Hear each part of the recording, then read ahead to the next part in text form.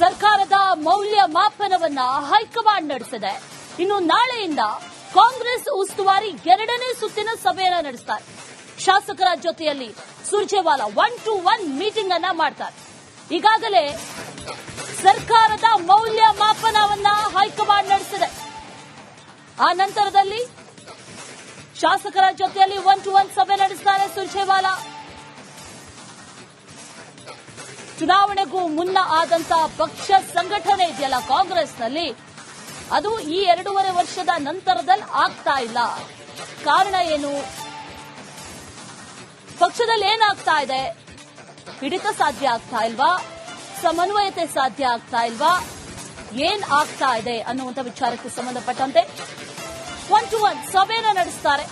ಡಿಕೆಶಿ ಸರ್ಕಾರದಲ್ಲಿ ಈಗ ಹೆಚ್ಚಿನ ಜವಾಬ್ದಾರಿಯನ್ನ ಹೊಂದಿದ್ದಾರೆ. ಡಿಕೆಶಿ ಸರ್ಕಾರದಲ್ಲಿ ಪ್ರಬಲ ಖಾತೆಯನ್ನ ಕೂಡ ಹೊಂದಿದ್ದಾರೆ. ಸಂಘಟನೆಯತ್ತ ಗಮನ ಹರಿಸೋದಕ್ಕೆ ಆಗ್ತಾ ಇಲ್ಲ ಅನ್ನುವಂಥ ದಾಳವನ್ನೇನಾದರೂ ಹೂಡಿ ಕೆಪಿಸಿಸಿ ಅಧ್ಯಕ್ಷರ ಬದಲಾವಣೆ ಏನಾದರೂ ಆಗುವಂತ ಸಾಧ್ಯತೆಗಳು ಇದೆಯಾ ಅನ್ನುವಂತ ಒಂದು ಪ್ರಶ್ನೆ. ಡಿಕೆಶಿ ವಿರುದ್ಧ ಈಗಾಗಲೇ ಸಿಎಂ ಆಪ್ತ ವಲಯ ದಾಳ ಹೂಡಿದೆ. ನಾಳೆಯಿಂದ 3 ದಿನ ಶಾಸಕರ ಜೊತೆ ಸುರ್ಜೇವಾಲಾ ಸಭೆ ನಡೆಸ್ತಾರೆ.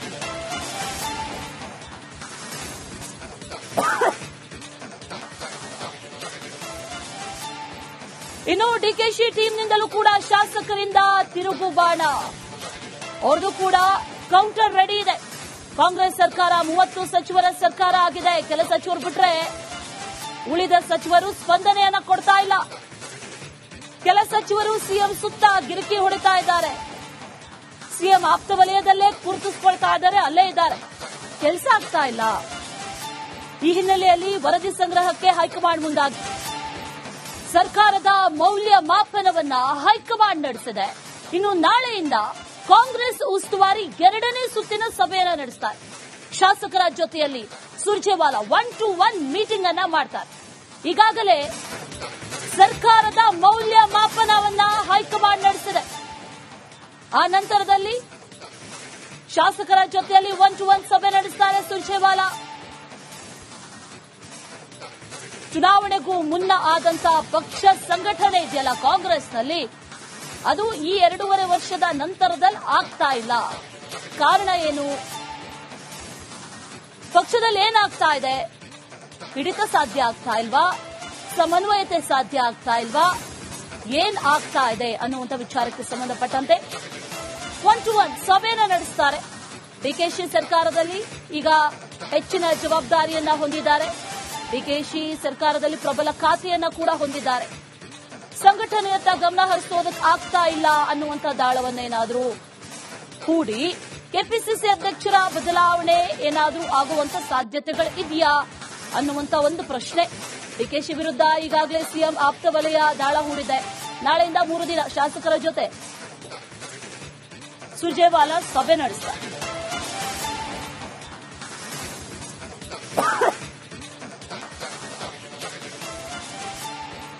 ಇನ್ನು ಡಿಕೆಶಿ ಟೀಮ್ನಿಂದಲೂ ಕೂಡ ಶಾಸಕರಿಂದ ತಿರುಗುಬಾಣ. ಅವ್ರದ್ದು ಕೂಡ ಕೌಂಟರ್ ರೆಡಿ ಇದೆ. ಕಾಂಗ್ರೆಸ್ ಸರ್ಕಾರ 30 ಸಚಿವರ ಸರ್ಕಾರ ಆಗಿದೆ. ಕೆಲ ಸಚಿವರು ಬಿಟ್ರೆ ಉಳಿದ ಸಚಿವರು ಸ್ಪಂದನೆಯನ್ನ ಕೊಡ್ತಾ ಇಲ್ಲ. ಕೆಲ ಸಚಿವರು ಸಿಎಂ ಸುತ್ತ ಗಿರಿಕಿ ಹೊಡಿತಾ ಇದ್ದಾರೆ. ಸಿಎಂ ಆಪ್ತ ವಲಯದಲ್ಲೇ ಗುರುತಿಸಿಕೊಳ್ತಾ ಇದ್ದಾರೆ, ಅಲ್ಲೇ ಇದ್ದಾರೆ, ಕೆಲಸ ಆಗ್ತಾ ಇಲ್ಲ. ಈ ಹಿನ್ನೆಲೆಯಲ್ಲಿ ವರದಿ ಸಂಗ್ರಹಕ್ಕೆ ಹೈಕಮಾಂಡ್ ಮುಂದಾಗಿದೆ. ಸರ್ಕಾರದ ಮೌಲ್ಯಮಾಪನವನ್ನ ಹೈಕಮಾಂಡ್ ನಡೆಸಿದೆ. ಇನ್ನು ನಾಳೆಯಿಂದ ಕಾಂಗ್ರೆಸ್ ಉಸ್ತುವಾರಿ ಎರಡನೇ ಸುತ್ತಿನ ಸಭೆಯನ್ನ ನಡೆಸ್ತಾರೆ. ಶಾಸಕರ ಜೊತೆಯಲ್ಲಿ ಸುರ್ಜೇವಾಲಾ 1-to-1 ಮೀಟಿಂಗ್ ಅನ್ನ ಮಾಡ್ತಾರೆ. ಈಗಾಗಲೇ ಸರ್ಕಾರದ ಮೌಲ್ಯಮಾಪನವನ್ನ ಹೈಕಮಾಂಡ್ ನಡೆಸಿದೆ. ಆ ನಂತರದಲ್ಲಿ ಶಾಸಕರ ಜೊತೆಯಲ್ಲಿ 1-to-1 ಸಭೆ ನಡೆಸ್ತಾರೆ ಸುರ್ಜೇವಾಲಾ. ಚುನಾವಣೆಗೂ ಮುನ್ನ ಆದಂತ ಪಕ್ಷ ಸಂಘಟನೆ ಇದೆಯಲ್ಲ ಕಾಂಗ್ರೆಸ್ನಲ್ಲಿ, ಅದು ಈ 2.5 ವರ್ಷದ ನಂತರದಲ್ಲಿ ಆಗ್ತಾ ಇಲ್ಲ. ಕಾರಣ ಏನು? ಪಕ್ಷದಲ್ಲಿ ಏನಾಗ್ತಾ ಇದೆ? ಹಿಡಿತ ಸಾಧ್ಯ ಆಗ್ತಾ ಇಲ್ವಾ? ಸಮನ್ವಯತೆ ಸಾಧ್ಯ ಆಗ್ತಾ ಇಲ್ವಾ? ಏನ್ ಆಗ್ತಾ ಇದೆ ಅನ್ನುವಂಥ ವಿಚಾರಕ್ಕೆ ಸಂಬಂಧಪಟ್ಟಂತೆ 1-to-1 ಸಭೆಯನ್ನು ನಡೆಸ್ತಾರೆ. ಡಿಕೆಶಿ ಸರ್ಕಾರದಲ್ಲಿ ಈಗ ಹೆಚ್ಚಿನ ಜವಾಬ್ದಾರಿಯನ್ನ ಹೊಂದಿದ್ದಾರೆ. ಡಿಕೆಶಿ ಸರ್ಕಾರದಲ್ಲಿ ಪ್ರಬಲ ಖಾತೆಯನ್ನ ಕೂಡ ಹೊಂದಿದ್ದಾರೆ. ಸಂಘಟನೆಯತ್ತ ಗಮನ ಹರಿಸೋದಕ್ಕೆ ಆಗ್ತಾ ಇಲ್ಲ ಅನ್ನುವಂಥ ದಾಳವನ್ನೇನಾದರೂ ಹೂಡಿ ಕೆಪಿಸಿಸಿ ಅಧ್ಯಕ್ಷರ ಬದಲಾವಣೆ ಏನಾದರೂ ಆಗುವಂತ ಸಾಧ್ಯತೆಗಳು ಇದೆಯಾ ಅನ್ನುವಂತ ಒಂದು ಪ್ರಶ್ನೆ. ಡಿಕೆಶಿ ವಿರುದ್ಧ ಈಗಾಗಲೇ ಸಿಎಂ ಆಪ್ತ ವಲಯ ದಾಳ ಹೂಡಿದೆ. ನಾಳೆಯಿಂದ 3 ದಿನ ಶಾಸಕರ ಜೊತೆ ಸುರ್ಜೇವಾಲಾ ಸಭೆ ನಡೆಸ್ತಾರೆ.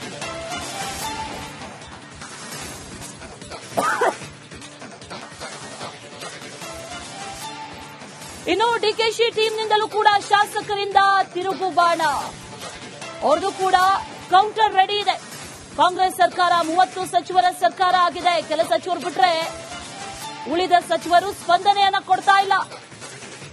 ಕೆಲ ಸಚಿವರು ಸಿಎಂ ಸುತ್ತ ಗಿರಿಕಿ ಹೊಡಿತಾ ಇದ್ದಾರೆ.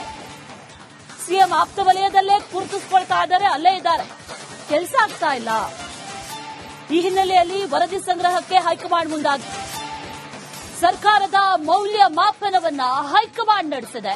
ಇನ್ನು ನಾಳೆಯಿಂದ ಕಾಂಗ್ರೆಸ್ ಉಸ್ತುವಾರಿ 2ನೇ ಸುತ್ತಿನ ಸಭೆಯನ್ನ ನಡೆಸ್ತಾರೆ. ಶಾಸಕರ ಜೊತೆಯಲ್ಲಿ ಸುರ್ಜೇವಾಲಾ 1-to-1 ಮೀಟಿಂಗ್ ಅನ್ನ ಮಾಡ್ತಾರೆ. ಈಗಾಗಲೇ ಸರ್ಕಾರದ ಮೌಲ್ಯ ಮಾಪನವನ್ನ ಹೈಕಮಾಂಡ್ ನಡೆಸಿದೆ. ಆ ನಂತರದಲ್ಲಿ ಶಾಸಕರ ಜೊತೆಯಲ್ಲಿ 1-to-1 ಸಭೆ ನಡೆಸ್ತಾರೆ ಸುರ್ಜೇವಾಲಾ. ಚುನಾವಣೆಗೂ ಮುನ್ನ ಆದಂತ ಪಕ್ಷ ಸಂಘಟನೆ ಇದೆಯಲ್ಲ ಕಾಂಗ್ರೆಸ್ನಲ್ಲಿ, ಅದು ಈ 2.5 ವರ್ಷದ ನಂತರದಲ್ಲಿ ಆಗ್ತಾ ಇಲ್ಲ. ಕಾರಣ ಏನು? ಪಕ್ಷದಲ್ಲಿ ಏನಾಗ್ತಾ ಇದೆ? ಹಿಡಿತ ಸಾಧ್ಯ ಆಗ್ತಾ ಇಲ್ವಾ? ಸಮನ್ವಯತೆ ಸಾಧ್ಯ ಆಗ್ತಾ ಇಲ್ವಾ? ಏನ್ ಆಗ್ತಾ ಇದೆ ಅನ್ನುವಂಥ ವಿಚಾರಕ್ಕೆ ಸಂಬಂಧಪಟ್ಟಂತೆ 1-to-1 ಸಭೆಯನ್ನು ನಡೆಸ್ತಾರೆ. ಡಿಕೆಶಿ ಸರ್ಕಾರದಲ್ಲಿ ಈಗ ಹೆಚ್ಚಿನ ಜವಾಬ್ದಾರಿಯನ್ನ ಹೊಂದಿದ್ದಾರೆ. ಡಿಕೆಶಿ ಸರ್ಕಾರದಲ್ಲಿ ಪ್ರಬಲ ಖಾತೆಯನ್ನ ಕೂಡ ಹೊಂದಿದ್ದಾರೆ. ಸಂಘಟನೆಯತ್ತ ಗಮನ ಹರಿಸೋದಕ್ಕೆ ಆಗ್ತಾ ಇಲ್ಲ ಅನ್ನುವಂಥ ದಾಳವನ್ನೇನಾದರೂ ಹೂಡಿ ಕೆಪಿಸಿಸಿ ಅಧ್ಯಕ್ಷರ ಬದಲಾವಣೆ ಏನಾದರೂ ಆಗುವಂತ ಸಾಧ್ಯತೆಗಳು ಇದೆಯಾ ಅನ್ನುವಂತ ಒಂದು ಪ್ರಶ್ನೆ. ಡಿಕೆಶಿ ವಿರುದ್ಧ ಈಗಾಗಲೇ ಸಿಎಂ ಆಪ್ತ ವಲಯ ದಾಳ ಹೂಡಿದೆ. ನಾಳೆಯಿಂದ 3 ದಿನ ಶಾಸಕರ ಜೊತೆ ಸುರ್ಜೇವಾಲಾ ಸಭೆ ನಡೆಸ್ತಾರೆ.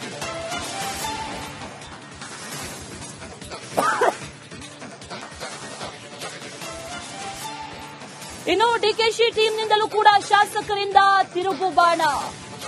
ಅವ್ರದ್ದು ಕೂಡ ಕೌಂಟರ್ ರೆಡಿ ಇದೆ. ಕಾಂಗ್ರೆಸ್ ಸರ್ಕಾರ 30 ಸಚಿವರ ಸರ್ಕಾರ ಆಗಿದೆ. ಕೆಲ ಸಚಿವರು ಬಿಟ್ರೆ ಉಳಿದ ಸಚಿವರು ಸ್ಪಂದನೆಯನ್ನ ಕೊಡ್ತಾ ಇಲ್ಲ. ಕೆಲ ಸಚಿವರು ಸಿಎಂ ಸುತ್ತ ಗಿರಿಕಿ ಹೊಡಿತಾ ಇದ್ದಾರೆ. ಸಿಎಂ ಆಪ್ತ ವಲಯದಲ್ಲೇ ಗುರುತಿಸಿಕೊಳ್ತಾ ಇದ್ದಾರೆ, ಅಲ್ಲೇ ಇದ್ದಾರೆ, ಕೆಲಸ ಆಗ್ತಾ ಇಲ್ಲ. ಈ ಹಿನ್ನೆಲೆಯಲ್ಲಿ ವರದಿ ಸಂಗ್ರಹಕ್ಕೆ ಹೈಕಮಾಂಡ್ ಮುಂದಾಗಿದೆ. ಸರ್ಕಾರದ ಮೌಲ್ಯ ಮಾಪನವನ್ನ ಹೈಕಮಾಂಡ್ ನಡೆಸಿದೆ.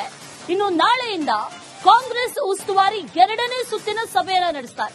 ಶಾಸಕರ ಜೊತೆಯಲ್ಲಿ ಸುರ್ಜೇವಾಲಾ 1-to-1 ಮೀಟಿಂಗ್ ಅನ್ನ ಮಾಡ್ತಾರೆ. ಈಗಾಗಲೇ ಸರ್ಕಾರದ ಮೌಲ್ಯ ಮಾಪನವನ್ನ ಹೈಕಮಾಂಡ್ ನಡೆಸಿದೆ. ಆ ನಂತರದಲ್ಲಿ ಶಾಸಕರ ಜೊತೆಯಲ್ಲಿ 1-to-1 ಸಭೆ ನಡೆಸ್ತಾರೆ ಸುರ್ಜೇವಾಲಾ. ಚುನಾವಣೆಗೂ ಮುನ್ನ ಆದಂತ ಪಕ್ಷ ಸಂಘಟನೆ ಇದೆಯಲ್ಲ ಕಾಂಗ್ರೆಸ್ನಲ್ಲಿ, ಅದು ಈ 2.5 ವರ್ಷದ ನಂತರದಲ್ಲಿ ಆಗ್ತಾ ಇಲ್ಲ. ಕಾರಣ ಏನು? ಪಕ್ಷದಲ್ಲಿ ಏನಾಗ್ತಾ ಇದೆ? ಹಿಡಿತ ಸಾಧ್ಯ ಆಗ್ತಾ ಇಲ್ವಾ? ಸಮನ್ವಯತೆ ಸಾಧ್ಯ ಆಗ್ತಾ ಇಲ್ವಾ? ಏನ್ ಆಗ್ತಾ ಇದೆ ಅನ್ನುವಂಥ ವಿಚಾರಕ್ಕೆ ಸಂಬಂಧಪಟ್ಟಂತೆ 1-to-1 ಸಭೆಯನ್ನು ನಡೆಸ್ತಾರೆ. ಡಿಕೆಶಿ ಸರ್ಕಾರದಲ್ಲಿ ಈಗ ಹೆಚ್ಚಿನ ಜವಾಬ್ದಾರಿಯನ್ನ ಹೊಂದಿದ್ದಾರೆ. ಡಿಕೆಶಿ ಸರ್ಕಾರದಲ್ಲಿ ಪ್ರಬಲ ಖಾತೆಯನ್ನ ಕೂಡ ಹೊಂದಿದ್ದಾರೆ. ಸಂಘಟನೆಯತ್ತ ಗಮನ ಹರಿಸೋದಕ್ಕೆ ಆಗ್ತಾ ಇಲ್ಲ ಅನ್ನುವಂಥ ದಾಳವನ್ನೇನಾದರೂ ಹೂಡಿ ಕೆಪಿಸಿಸಿ ಅಧ್ಯಕ್ಷರ ಬದಲಾವಣೆ ಏನಾದರೂ ಆಗುವಂತ ಸಾಧ್ಯತೆಗಳು ಇದೆಯಾ ಅನ್ನುವಂತ ಒಂದು ಪ್ರಶ್ನೆ. ಡಿಕೆಶಿ ವಿರುದ್ಧ ಈಗಾಗಲೇ ಸಿಎಂ ಆಪ್ತ ವಲಯ ದಾಳ ಹೂಡಿದೆ. ನಾಳೆಯಿಂದ 3 ದಿನ ಶಾಸಕರ ಜೊತೆ ಸುರ್ಜೇವಾಲಾ ಸಭೆ ನಡೆಸ್ತಾರೆ.